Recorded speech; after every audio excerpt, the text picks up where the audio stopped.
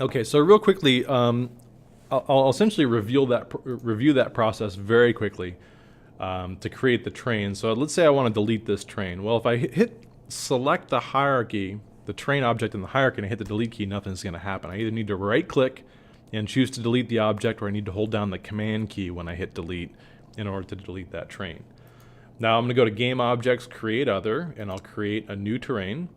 With that terrain selected, I'm going to go to the settings before I even get started, and I'll take that terrain down to 1000 along the width and 1000 along the length, and I'll immediately go back into the sculpting tools. Now, I don't initially necessarily want to start with the Raise Lower Terrain Height tool. Maybe what I'll do is I'll start off with the Paint Height tool, and I'm going to take the height value way down. I'm going to take this down to like maybe something like 5 meters. Try that again, 5 meters. There we go. And I'm going to flatten out my view. So in other words, I'm going to look at this more or less from the top down. Okay, so I'm going to just kind of tip this until I'm looking at this map more or less from a flat top-down view. If I want to, I can just hit the little y-axis over here, and that'll give me a perfectly flat view. And really the reason I did this is because I want to create kind of this C shape. And in fact, as I'm doing this, maybe I want the terrain a little bit wider than it is tall. So I'll jump back into the settings, and I think that will be the length value. So maybe I'll make it 15. Nope. That was the wrong one. So I'm going to type in 1000.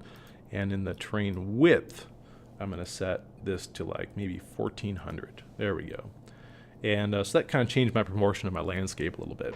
I'm going to go back to the Paint Height tool, and I set the height really low. I'm going to set the brush really large, and I'll set the opacity really high because I want to do this pretty quickly. And so my goal is just to come in here and paint, and what I'm trying to do is paint a big C, and I can barely see it. A lot of that has to do with the fact that I'm in this kind of non-perspective mode. Let me see if I can flatten this out, and I'm still having a hard time seeing it. There we go. So when I click and drag, you can see that I'm painting this C shape, and it's not getting very high, and that's because I've set my height so low. Okay, it's very, very low. And the reason for that is because I wanted to create the base of the landscape.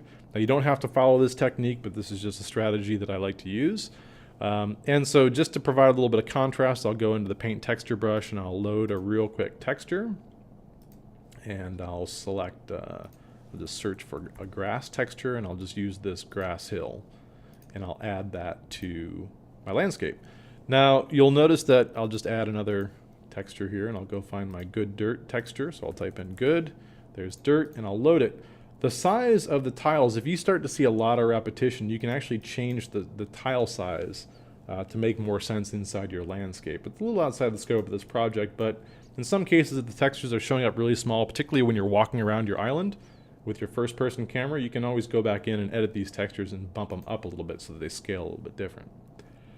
And so I can go back through, and I can just paint this this sandy beach in here. But really, what I'm looking to do at this point is I've raised my terrain up. It's kind of hard to see, and I think what I'll do is I'll throw a light into the equation, which will provide some contrast. So what I'm going to do is go to Game Object, Create Other, and I'm going to choose a directional light.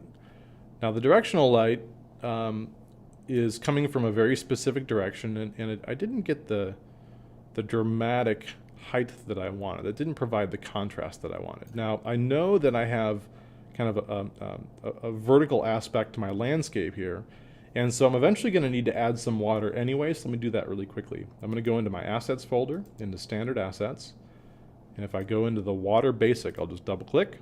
I have two options. I have the daylight water and the nighttime water.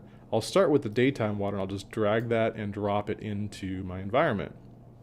Now with my daylight water selected, I'm going to go to the scale, and you can see that there's three different values. There's an XYZ scale. The X and the Z have a value greater than 1, and so that gives me an idea that I want to just kind of bump in a value. I'll start with 2000, which I know is bigger than my map. And you can see that I've kind of flooded my environment at this point. Now, because I started to paint my island at just 5 meters above sea level, basically, that if I place my daylight simple water and I go to the move tool and I just lift this up or down, I can kind of, you know, flood the island and kind of show the shoreline here. And really what I'm looking to do is just place this so that I have a little bit of contrast with everything else that's going on inside the scene. And so now I can work back and forth.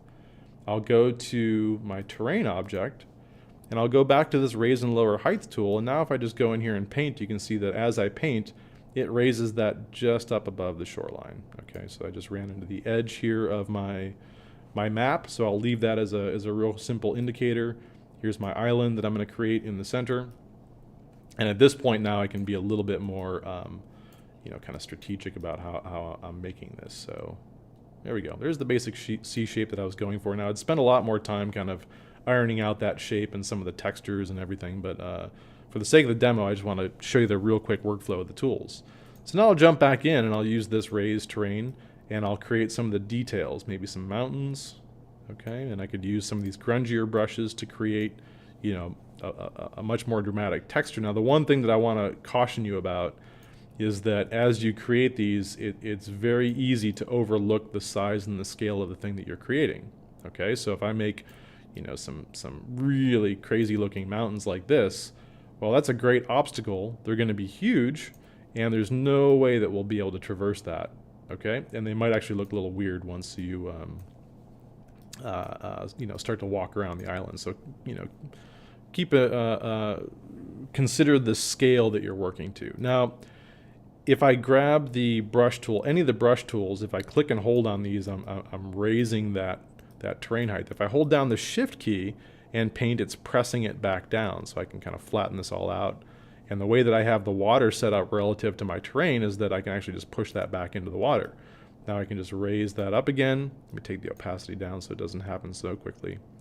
So you're going to want to play back and forth between the opacity settings, some of the strength settings, so you get the kind of control that you want when creating these kind of environment effects. Okay, so there's my basic landscape. I won't take a deep dive in this presentation of completely refining that landscape because I do want to get us caught up on some of the things that we talked about inside the classroom. So I've sculpted the basic landscape. The next thing I want to do is, remember, I've introduced a directional light already. So if you haven't done that, make sure that you go to Game Objects, Create Other, and go to directional light. Otherwise, the next step that I'm about to do is going to look very different than yours.